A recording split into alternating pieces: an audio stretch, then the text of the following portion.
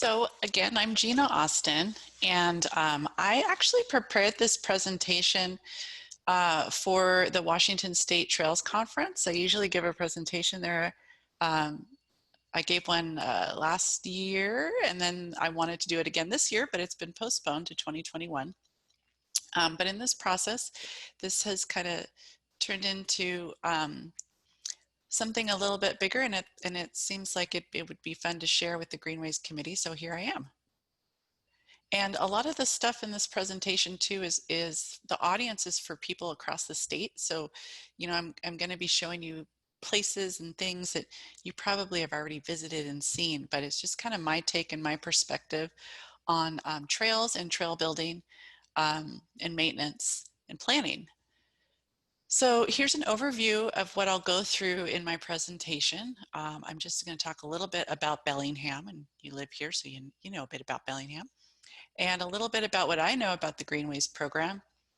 I'm going to talk about planning and maintenance, and this is really all focused on trails. And then some of the challenges and opportunities that we have in our design and planning of trails. I'm going to talk about our design standards for trails and sustainability and what we're doing about that. And then I've got two case studies, just two project examples that I wanted to go through. So this is where I'm going to introduce myself, a little bit about me, and I hope to meet you in person. I don't know that I've met everybody on the Greenway Committee. It's been a long time since I've been there, but I am your Parks Department engineer. I have been with the city for over 17 years. Every day is a new day. I'm always learning stuff and open to things, and we're always trying new stuff, and it's a joy to work here. I have 4 kids, and here's a picture of me in the upper corner, pregnant at a work party at Maritime Heritage Park. We are what I like to call mega park users. We love our parks, and that's probably an understatement. I mean, we have been to every single park in the city of Bellingham. I started running a few years ago, and now I'm a long distance runner. I started running around the block and worked my way up to a marathon and beyond. I do try to play hockey. I'm not good at it. My kids are really good at playing hockey. And I love my dog. So that's a little bit about me. Okay, now more about the presentation and what you're here to listen to. So about Bellingham, we borrowed this slide from the choosewhatcom.com website, and it's a website about attracting businesses and boosting our economy in Bellingham. And what's really interesting is if you just look back a little bit, we have about 6 million people that live within 90 miles of Bellingham. And pre-COVID, we had a lot of travelers coming here, and we will again. It's a highly desirable place to be, and lots of fun stuff to do here. A bit about Bellingham Parks. Bellingham Parks have been around a long time. One of the oldest known parks was formerly called Walnut Park, and we have a photo from 1884, but this picture I think is from the 1920s. And if you've guessed it, this is Elizabeth Park. It was renamed. We have over 80 miles of trails. We have over 3,500 acres of parkland that we manage. That's just extraordinary. We have over 65 employees, and during our budget period, we have about a $10 million operating budget during that time, and then we manage about $10 million in capital projects during our budget time, our budget period. So I went back through previous pro-plan inventory and looked at like how we've grown as far as our land and our trails. And I mean, as recently as 1995, we had about 28 miles of trail, and we're well over 81 miles. And you can see that our acreage has grown as well. So what we have acquired and what we're building, I think, is keeping up and close to keeping up with our population.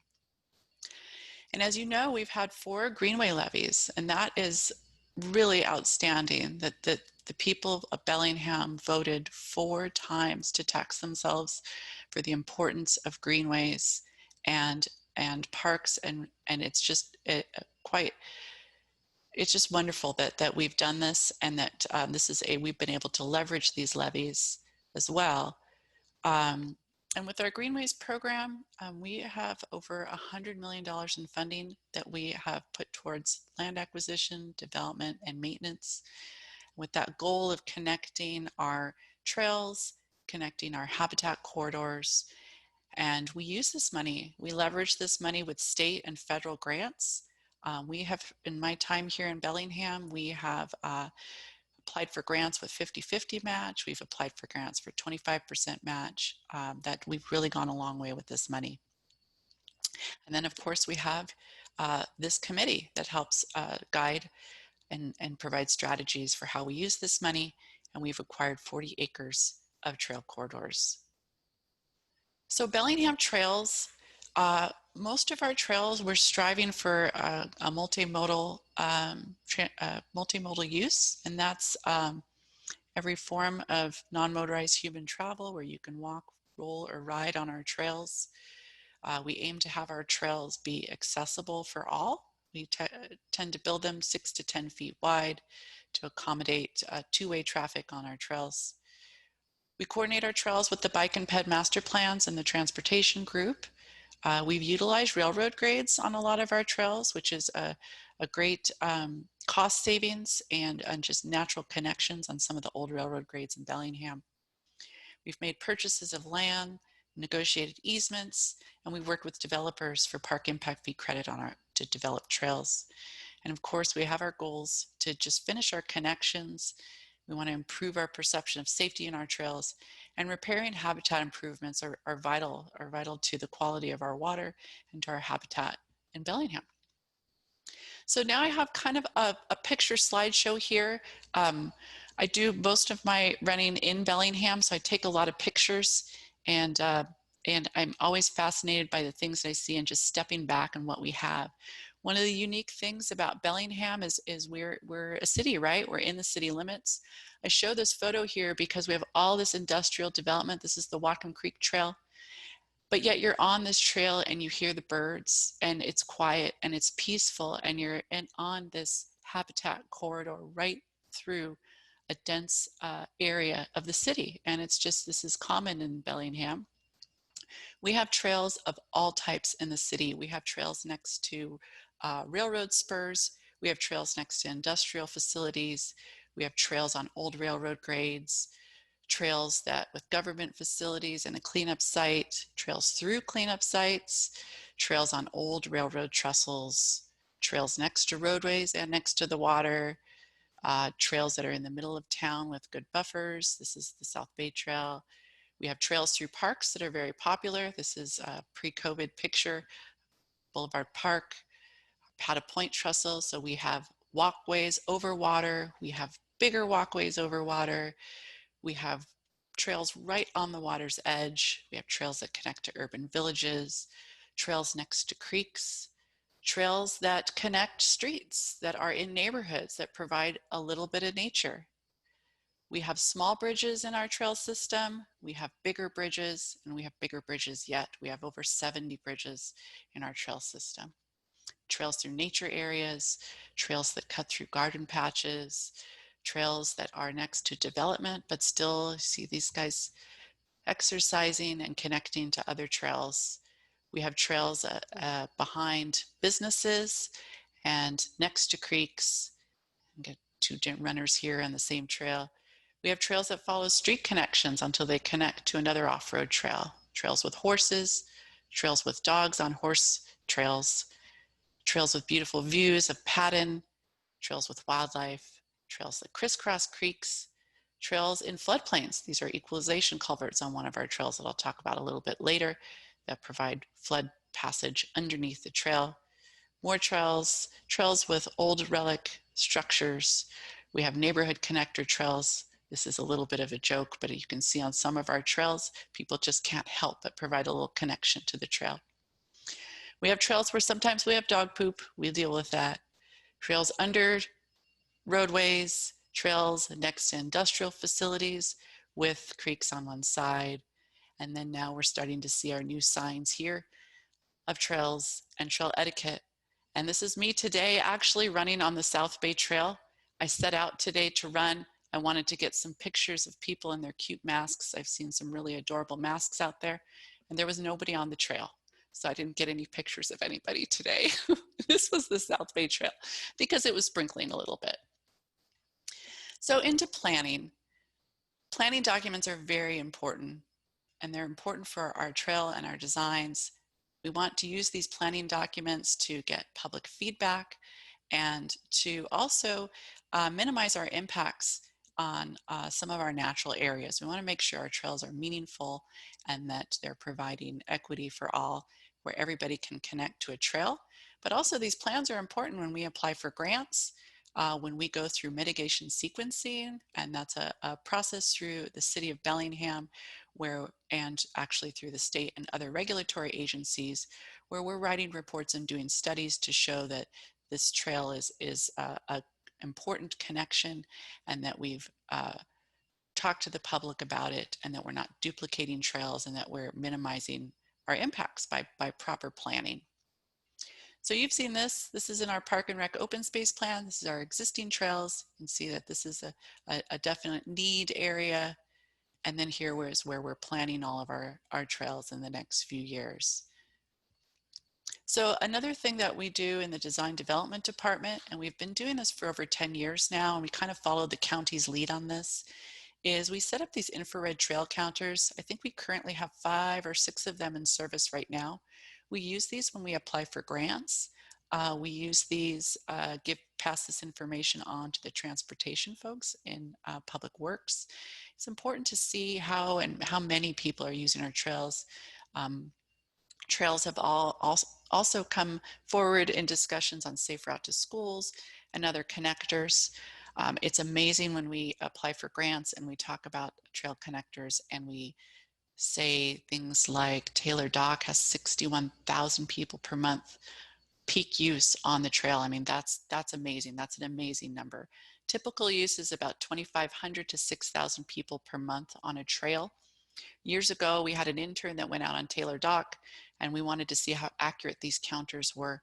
Turns out they undercount, because as you're walking by these infrared counters, you trip the beam, and you could be walking 3 or 4 people side by side, and it only trips once and counts once, where you actually have more people on the trail. Another tool that we use, and you'll see other planners doing this as well, is there's various apps out there, and one of the big ones is Strava. It has millions of data points. So in this app, people go on the app, they track their bike, run, walk, roll, exercise routine, and then all of this data gets collected, and these global heat maps are developed. And we look at these sometimes to see where are people using the trail. So the darker the line, the more use. People will also track their exercise on trails that are not haven't even been developed yet. And so this picture I took a few years ago, and this person is running on what is now the Squalicum Creek Trail. We hadn't developed it yet. We also look at this app to see what pathways people are taking as we're planning, because people tend to run, walk, or hike on the easiest route, and maybe it might be the most accessible route. So when we're doing trail planning, we want to find these places that they're at, and then maybe those trails can be permitted and developed eventually. About maintenance, the city of Bellingham tracks our metrics and surveys people, and maintenance of our parks department actually consistently rates one of the highest out of all the departments. People are very happy. They say we are maintaining our facilities in good or excellent condition, and that's really a pretty big nod to our staff that is very resourceful and does really a lot of really good work on our parks and trails. I interviewed some of our maintenance staff recently, and I asked them, what do you think I should put in our presentation for tonight about maintenance and trails? And what I expected to hear was, oh, we need more people and we need more resources. But what I heard instead was a lot of positive, a lot of comments, a lot of just praise for being happy at their jobs and what they do. They commented that people love their trails. They hear from people, the gratitude from the community. They get a certain sense of personal satisfaction after they do trail work and maintenance work, and they like that people appreciate their work. I asked for some trail stories, and they joked a bit about when people see park staff, they tend to get on their better behavior. They've even seen somebody who did not have a dog bag pick up their dog's poo with their bare hands because they just wanted to show them that they could scoop poo. So I thought that was kind of a funny comment. And they recently had somebody call in about an owl swooping over them in the park. And they just find joy that people are outside and they're enjoying our trails and that they love working outside in such a beautiful place. That's direct quote.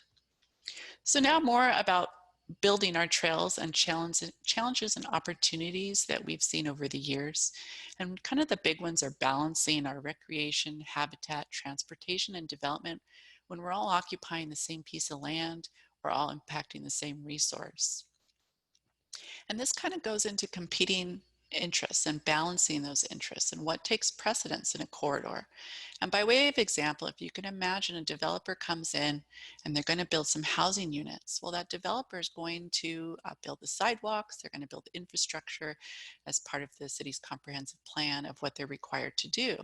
But now, if we look at a city department coming in to build, does that city department that's going to build a habitat project build the trail or build the street frontage?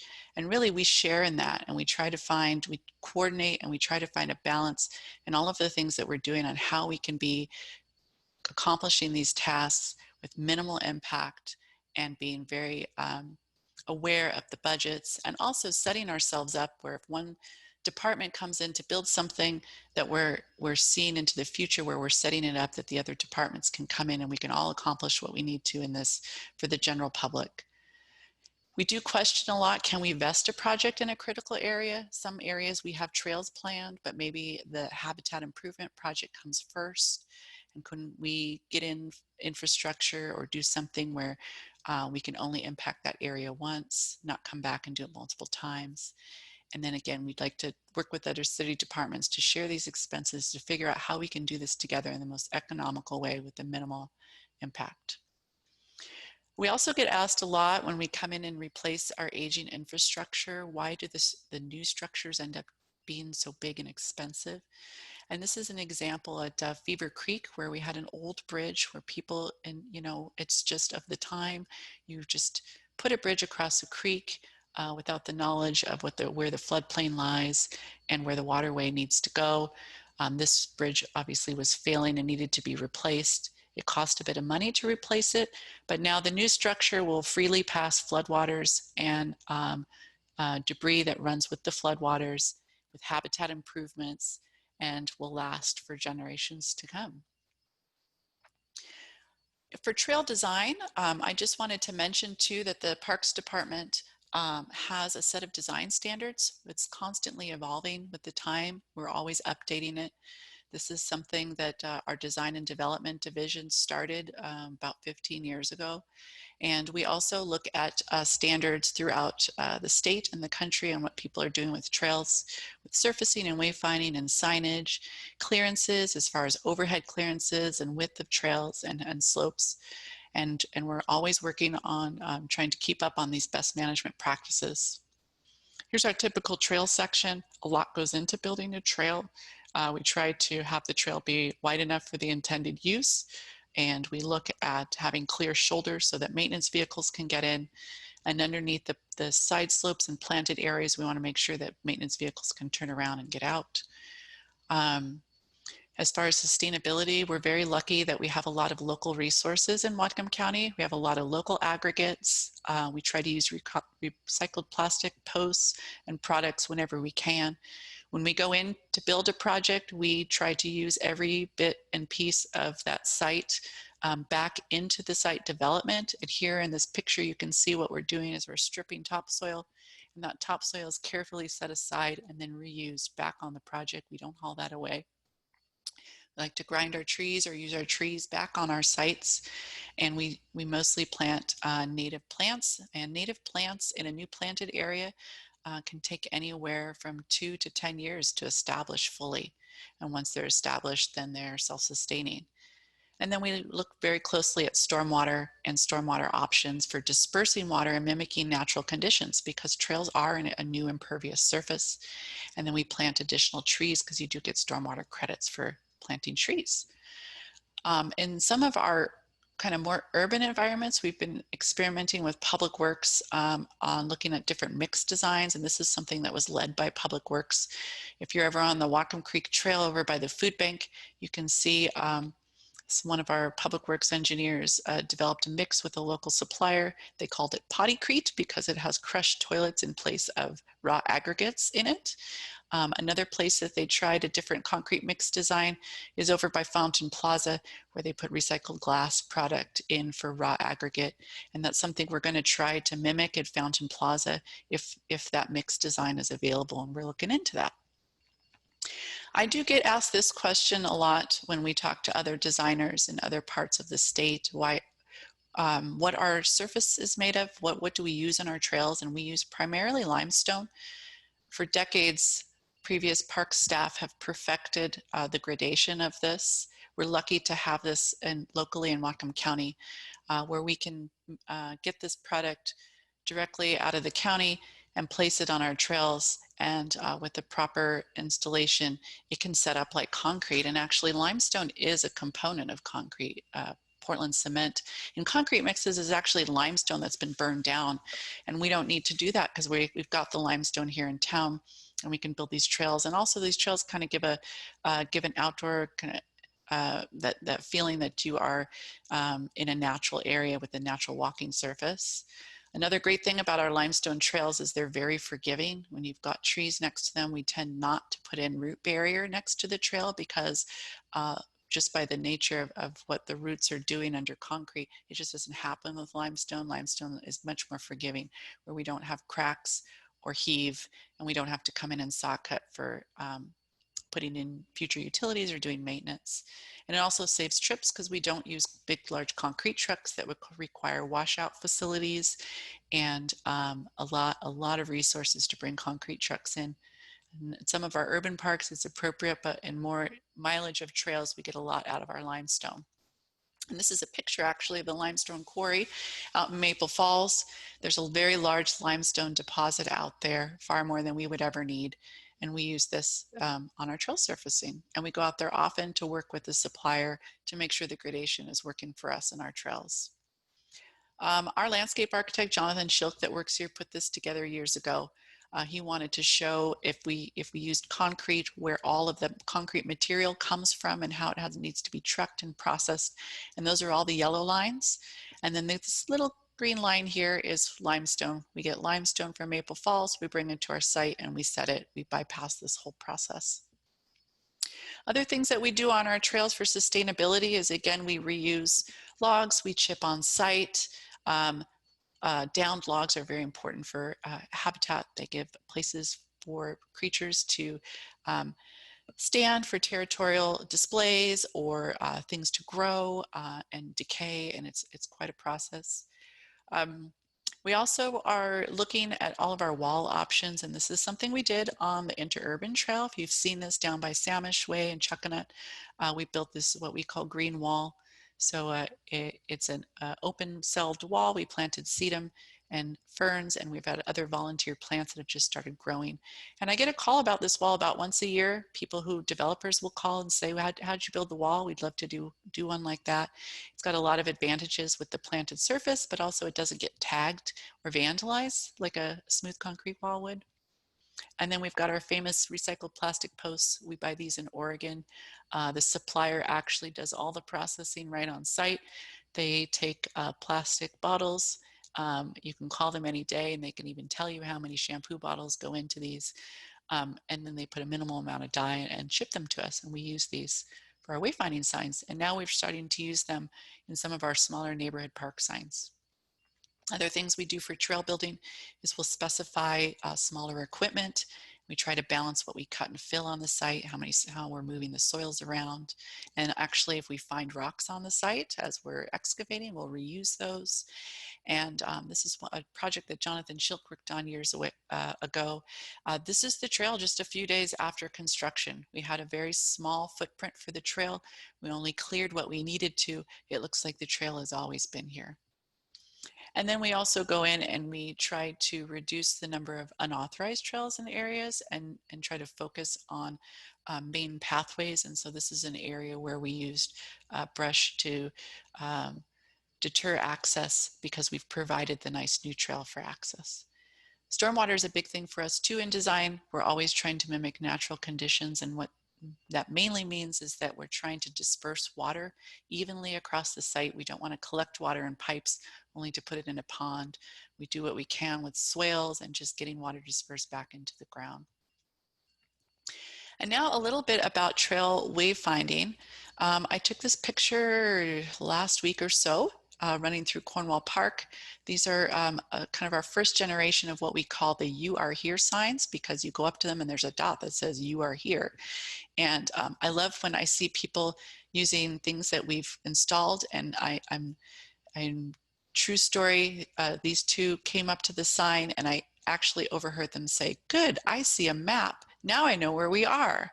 And I loved it, and I shared it with everybody because it's wonderful. The map's useful and it's doing its job. And then we have our wayfinding signs that I've already talked about, but we're also looking at more "You Are Here" signs, and especially in our bigger parks, and helping people connect to different places. And we're experimenting even with smaller signs in some of our remote areas. There's more about, and sometimes we'll get a map on some of these wayfinding signs.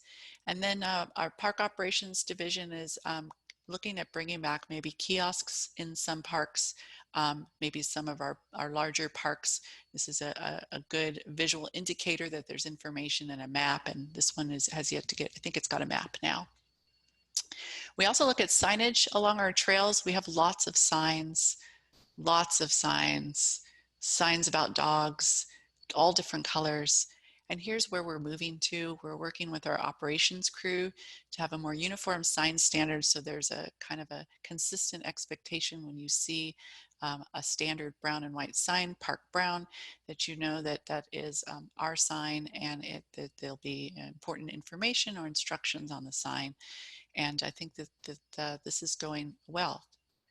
And then we also use our traffic standard signs in some of our busier areas on trails. And these are standard signs out of a national traffic standard manual.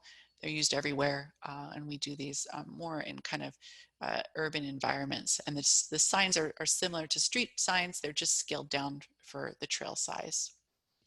And I think another thing that we've talked about, and I think you probably have talked about it as well, I've heard a lot of buzz about this, is trail etiquette signs. And we may get there. We may talk more about how we can be helpful in guiding people on trails as we get more and more trail users. This is my picture from the Centennial Trail. Every 100 feet, they've got this reminder about how to stay to the right and how to pass. And then I'm sure you guys have seen these signs. This is the Burke-Gilman Trail in Seattle. And then this is a picture I took in Boulevard Park. It's a beautiful trail in the park, but this is also a regional trail connector. And so people are, walking together in the park, and maybe, in the future, we will talk more about the trail etiquette signs and where they could be appropriate and helpful, but I don't think we're quite there yet. Another thing that we do in parks, and we've talked years and years about this, and this may seem kind of dull and funny for this group, but it's an important one. Trail bollards, or if you see these around town, there's always a lot of discussion about these. We try not to put them everywhere. We want to put them places where they'll be very useful and really truly deter traffic. There was a time where this was kind of a symbol of trail entrances, and I think we're moving that into more of our wayfinding signage. Here's kind of an older generation one at Patton, but there's definitely a lot of options for deterring vehicles, and we do spend time in our design standards committee talking about how we can keep trails safe and deter vehicle access. And then nationally, through the Federal Highway Administration and other places where they talk about trails, bollards in the middle of trails are not favored very much. I mean, we want to put them in only when needed, because they can be a hazard if they're not properly located. I have seen people run into bollards, so we try to mark them very well and only have them where we need them. So here's a location along the Squalicum Creek Trail where we do not need a bollard. It's clearly a sidewalk. We have good signage. We have other visual cues. And we have actually had people drive down our trails with a vehicle, not this one, but others every once in a while. And then here's an area where we do absolutely need a bollard. This is the other end of the trail at Iron Gate. It's very open. It looks like an open driveway, and we just wanted, this is just something that we just had to do as kind of a last resort here. And then this is another one along Squalicum Way. Even though we have the signage without the bollard, it looks a little bit like a driveway, but we do also need to, make sure these entrances are wide enough that maintenance vehicles can get in, and that's the need to have the rocks kind of spaced a little bit farther out. In other areas, we'll bring these rocks in so that we don't need the bollard, and it's just a little kind of insight into the design. I bring this up because our bollards over the years have caught the attention of different people, and someone's actually kind of branded it. And I don't know if you've ever seen this, but the Bellingham Tap Trail is a brochure that you can get at local breweries, where you can take Bellingham trails to different breweries, and you take your pamphlet and you get this is, pre-COVID, you get your passport stamp, and then you get on the trail and you go to the next one. But I found this to be a fun nod to the Parks Department, that our bollards over the years have attracted the attention and kind of and mean something. And we're moving these more into kind of a design that's more into our wayfinding signs, and moving the bollards off the trails a little bit. So now to case studies. I've got 2 projects that I just wanted to talk to you about, where everything that I've kind of told you in the previous slides is something we've incorporated and are going to incorporate in these projects. And the first one is Fairhaven Park. And I think you all know this area. It's a gorgeous site, over 100 acres, just on the south side of the city, beautiful conifer forest, lots of trails.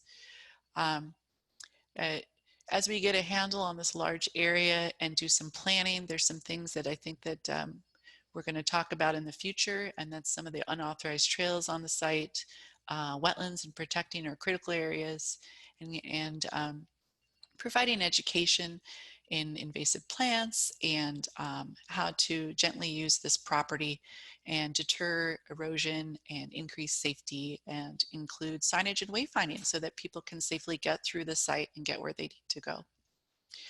So I bring this up too.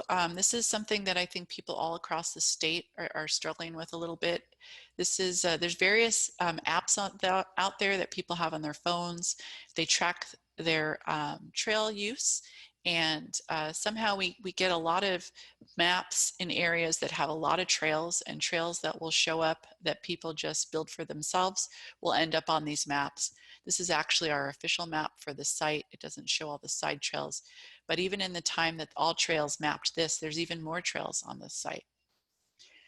So earlier this year, we set out to Fairhaven Park and the Chuckanut Forest area, and we walked the site with our staff and a community member and maintenance, and talked a little bit about what we could do and what we could bring forward to the board as recommendations from staff. We have trails on site that look like this, and we have trails that look like this. This is actually a trail that just showed up from people using the trail. We have trails that look like this on site that are going through natural critical areas, or maybe drainage patterns have changed on the site where areas are getting wetter. We have this situation, and if you go to a trails conference with people all over the state, this happens a lot on sites. You have a wet area, and then people do as what we're doing here. You don't want to get your feet wet, so you start going wider and wider and wider. And then this starts to kind of trample the neighboring vegetation down. And then you get people that come in, and if it's too wet, they'll just put a little board down and work out a little bridge themselves. This area has a lot of people scratching their heads because there used to just be one trail, and then someone made another trail, and now both trails kind of meet up just on the other side of this tree.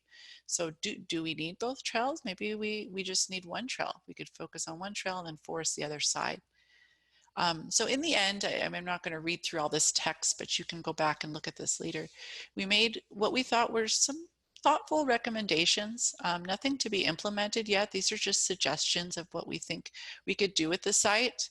And obviously this would need to go through the board and a public process. And I think we would really need to hear from other people as well about, are these good ideas or not? And this is just a kind of opening discussion of what could we do on site. But really the recommendations are kind of figure out which trails make sense and which don't. Definitely wayfinding signs, possibly a park master plan to figure out the area. And then we discussed about the idea of trail rating criteria to decide, how do we prioritize trails? Why is the trail there? Does it connect to something? Is it a loop trail? Is it a trail that's a duplicate of another trail? Is it a unique experience? And so these are all things that are, I think, just to start the conversation about this site. And then we have some success stories about this park. We had the Recreation Northwest group and volunteers come in, fixed one of the trails where it went directly through a wetland, and they came in, and this wet area here is actually this area here, and bypassed the wetland, still with a beautiful, meaningful trail experience, not taking away any use, but just getting the trail out of the wetland and building a boardwalk and connecting on. And maybe this can be done times 10, times 20 in all of the locations on site. Something to think about, but this is, I think, a really good success of what can be done on the site. So the other project I have is the Squalicum Creek Trail project. This is a really quite an important project for the city of Bellingham. It's been in the planning stages for decades. We built a very large connection a couple of years ago, a 1.5 mile connector underneath I-5. And really the significance of this trail is quite extraordinary. I-5 can tend to be a barrier for people in town to get from one side to the other. This is an area with a lack of trails, so it's an underserved area, but it's also a growing area with lots of houses planned. And so providing that equity, getting people on the trail, and connecting them to other parks is really important. And then, of course, your destination on this trail, getting from the east side of James Street on a bike with minimal connection and interaction of the street all the way down to Bellingham Bay. This is an old photo that we found. We couldn't find any photos to the east, but this is that trail connector and hopefully future connection that we plan to make along Rotor. So what you're looking at is Northwest Avenue here. This is the first bridge built across Northwest. We now have another bridge there, of course. And then you're looking at the big lots in the background here, but kind of a neat picture. And then here's a map we have. Someone gave us of former railroads in Bellingham. Which is interesting. Railroads were kind of a part of the history of Whatcom County, and we're repurposing those as best we can for trails. So here's what the Squalicum Creek Trail looked like before we did anything. One of the advantages was it's nice and flat. It's a direct connection to the bay, and it's already an existing impervious surface, so we wanted to reuse it as much as we could. But this trail, over time and development, and maybe it was always the case, is located in a floodplain, and so it required a lot of work. It's 1.5 miles of trail that we built for $2.5 million. It was an expensive trail, but again, a really, really important trail to connect people to the parks. The trail width is about 8 to 10 feet wide. We stayed with the trail width of the railroad grade to minimize impacts to the floodplain and the critical areas in this corridor. There's 2 flood control berms as part of this project to direct water and keep fish from being stranded during flood events. 3 culverts, part of the trail, and 1 bridge. We planted over 4,000 native plants in this corridor.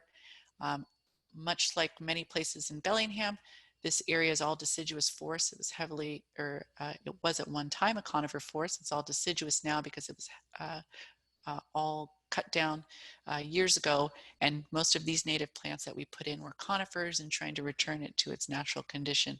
And we had over 1.29 acres that we enhanced.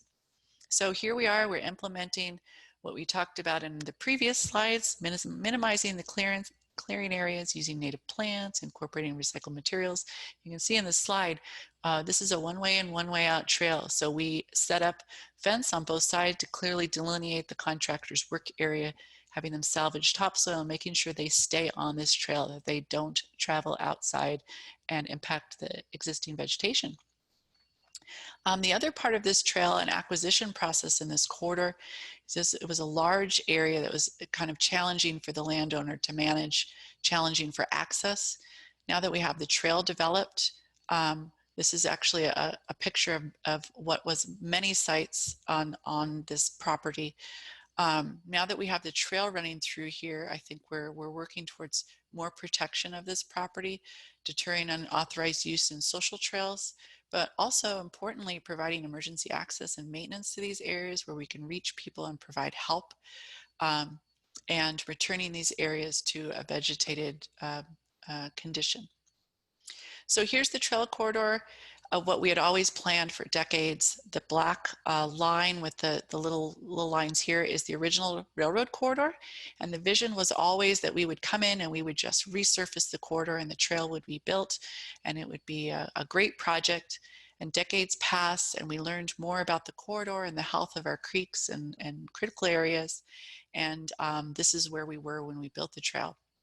We have wetlands, a considerable amount of them. We rerouted, the city rerouted Squalicum Creek, which is an impaired water body. This created some new bridges and culverts that were required for the trail. And then we also needed to get past in another area where the trail had actually, or the creek had actually pushed through and eroded the railroad berm away. We needed to work around that. And then we, of course, going to have soon a new street connection in here. So we have all these projects and all of these things that going to share the same land and impact the same resources, and we needed to work together to figure it out. But you know, decades ago, I'm sure they just thought we would, again, just resurface the railroad grade and all would be well. But really, when we dove into it and years of better understanding of our critical areas, this turned out to be a huge project, but also, again, a vital one to connect people. The Squalicum Creek reroute project, so it was a straight shot into Sunset Pond. It was rerouted to provide more habitat value and to help with the water quality. And it was an award-winning project for the Public Works Natural Resources Group. Looking into our plans, and here we are diving back into a plan again. When we went to start the studies and figure out how we were going to build this trail, it was a very challenging trail to build, but again, important. And there were times when we were meeting with agencies, and some comments were, well, just use the sidewalk. Why do we need a trail? And trails are important. It's part of our equity. It's part of our serving underserved population. And understanding too that under our Growth Management Act, sidewalks are not trails. Parks and recreation is a mandatory element of our pro plan. And if we can look at our studies and be very careful, we can build these trails, and we can be careful with our critical areas. And this map is from our consolidated plan, and this is an area again of a higher minority group. There's also lower income in this area, and it's in a dense populated neighborhood with no trail. So it's very important to bring a trail to this area. And bringing the trail here involved a lot of stakeholders and agencies. This is one of our engineers with the state biologists reviewing the plans on the ground to make sure anything that we even started to build makes sense. So we coordinate heavily with all of these groups to figure things out. Again, a major floodplain. We had to look at fish passage and all of our new structures. Even though this whole entire area floods during a storm and larger storms, we still had to look at handling stormwater for the impervious surfaces and making sure we weren't going to cause erosion. And then we needed to coordinate with our other departments to make sure that all of these projects could work together. This is a map of our floodplains in Bellingham. So this trail runs through the largest floodplain and floodway in the city, making it very challenging. And this is what the result of that is. 3 years to secure all the permits for this project from all these different agencies. We ended up with, keeping in mind we're just building a trail here, 49 large engineering sheets of drawings. We had a specification book where it took 118 pages to describe what to do, but 493 pages of reports and studies, and a lot of information, a lot of work here. And one of the big things too in this project was the James Street crossing. So we had always had a vision that we would just cross at grade. And this is what that used to look like. If you remember this area, this is the James Street Bridge before it was upgraded. And here we are standing here The trail was just going to cross right at grade here. But with all the new understanding that we have now and all the studies, this James Street Bridge is blocking the floodway and blocking fish passage. And so the bridge was redone before the trail was built. So you can see our friend Scott here standing. The bridge is well above his head. This is James Street. Bridge used to be right here at about Craig's ankles. And so we had to do a study within a study to build the trail to figure out how we were going to get across James Street. Were we going to go under James Street? Were we going to go over? Or were we going to have a switchback trail up to the road or go up to the intersection? And what we ended up with is bringing people up to the intersection, and it resulted in two structures and another structure on this side because the blue here is all wetland. And then as a result of all the impacts for this project, we try to minimize them. As you can see, we went through the narrowest parts of the wetland. We combined our mitigation sites with Public Works and Public Works Natural Resources so that we had one big consolidated site that we could all work on together. And this is mitigation for impacts for the trail, road, and even the creek project. And here's just another example of the narrow corridor that we worked in, very narrow. The trucks were instructed not to go off the corridor. They're just building on the railroad grade. We didn't want to impact any other vegetation. Some of these structures that cross the waterways are very large because they needed to be for construction and maintenance vehicles in the future. Here's what the area did look like underneath Interstate 5. And as you know, we have very few grade separated crossings for pedestrians in relation to Interstate 5. And in this unique location, the city actually owns the land and the state DOT has an easement over the land. And so this land actually took precedent over the highway. And this is through our acquisition process that we bought this. And then here's right after the trail was finished and where you can freely go underneath I-5 and connect to the west side of Bellingham. Here's our new bridge that connects to Sunset Pond. The bridge is the abutments are very tall so that we can pass floodwaters. We also, Public Works Natural Resources engages the public in these habitat projects, and we look for places along the trail where people can take photos and be part of the process, and they can upload those photos and watch the area grow and return to a beautiful natural area. We recycled everything on this project. All the steel was pulled and separated, all the wood was separated, and everything went to the appropriate facilities. We salvaged every bit of topsoil of forest stuff. This is gold to us. It's got the right pH. It's already at the site. We're not going to haul it away. We're going to reuse it on the site. And then when we're coming into mulch on the trails, again, we have these narrow corridors. We had to get creative, and so they brought a conveyor truck in to mulch the sides. So again, we're back at that place where people have asked, why are the structures so big on this corridor? And really it's to pass the floodwaters and to be fish passable. This is one of the footings. And as the waterway moves and is alive, we want to make sure that it's not going to scour our structures. So the structures are built big to accommodate and not restrict the flows and the pathway that the creek wants to take. So when we originally came to the site, before we had any permanent structures, we had to bring in temporary structures, bridge crossings. So this is a crossing over a wetland, and this is just temporary to get in. And this is what the permanent crossing looks like. And it is this tall because it is to pass, again, the floodwaters and the debris and allow the natural process. Here's another location. We have our fish barrier here to make sure the fish don't get stranded up into our site. So the contractor's doing a temporary crossing here. And here's what the permanent crossing looks like because we want to be able to pass that floodwater. With building big, deep foundations, we get into groundwater that needs to be pumped out. And here are the guys on site building all the rebar and wing walls and foundations to support the bridge. It's all buried and all planted up now. And this has actually grown quite a bit since this picture has been taken. And with all that dewatering, we needed to make sure that we don't put sediment water back into the creek.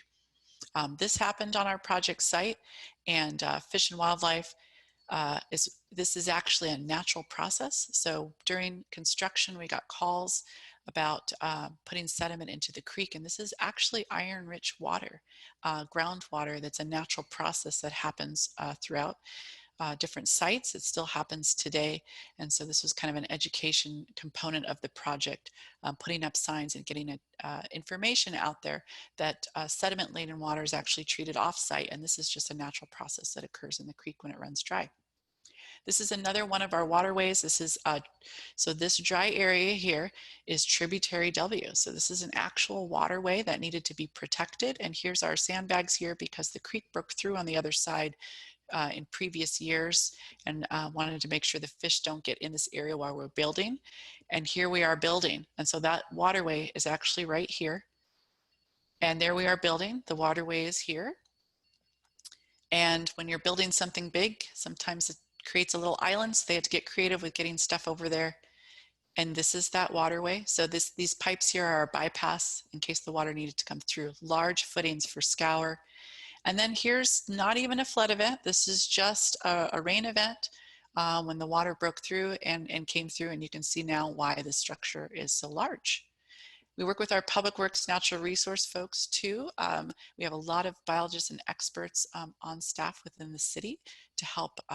What this group of people are doing is they are capturing fish and moving fish along safely so that they don't enter the project site. And then here's one of those pictures of the culverts where the water's not even running full. There's plenty of capacity here as the water goes over the banks that it can even climb up farther. When we work on our construction sites, sometimes the trails aren't done yet and people want to use them anyway.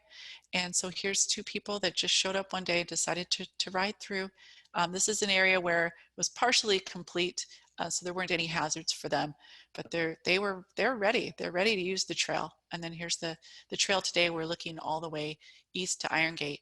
And if you haven't been out here, it is really a wonderful trail. It's quite beautiful, and it's actually the most direct connection. I would challenge somebody to ride their bike from Bellingham Bay to Iron Gate, and I would challenge somebody else to drive the speed limit, and I bet you the bike is going to get there every time faster because it is such a direct connection and really such a beautiful trail. It's really just quite wonderful. So in the end, my final thoughts about the trails is trails are complicated. They're very complicated, but they're worth it. And, you know, our planning documents, they mean a lot. All the words that we put in these documents, we go back and we read them and reread them. We show them to agencies. We show them to grantors. They don't sit on a shelf. They're active documents that mean a lot. When we work on these projects, we always invite all the agencies to the discussion early so we can talk through how best to build the trail with the minimal impacts and really the most benefit to figure out, to try to do these right and to listen. We stay involved with the permitting of other projects, whether it be a private developer, another department. We're always looking for economies and ways to team and partner and keep that dialogue going so that we are all thinking about what we're doing in our land and making the best use of it. And we do want to promote these projects. The projects are important and they provide a lot. I have a friend that lives in Cordata. She lives just north of Bakerview. And this trail was complete and she had no idea. One day she saw a picture on Facebook and she said, "Where is that?" I said, "Well, that's just a few blocks from your house. Why don't you head down the street and check it out?" They're on that trail weekly now with her 3 kids. They love it. And we listen to our maintenance staff too. We are not rigid. We want to make sure that we're listening to maintenance, to staff, to boards, to commissions. There's a whole body of knowledge in all of us, and we use that on these trails. We want to make sure that we are doing that, and we're going to get the best product for the people by doing that. And really, trails can be good. They're good for people and they're good for habitat. We can have it all, and that's kind of my final thought on this. And then we love this picture. We show this a lot. These are Public Works folks and Representative Rick Larson. They scheduled a trip to go look at the habitat improvements of this award-winning creek reroute project. And I think Representative Rick Larson's office asked, "Well, how are we going to get back there? It's a natural area." And our staff said, "Well, we'll just take the trail. You can see it from the trail." And so we show this photo a lot because it's kind of fun that, you know, trails, habitat, we can do this. So that's my presentation.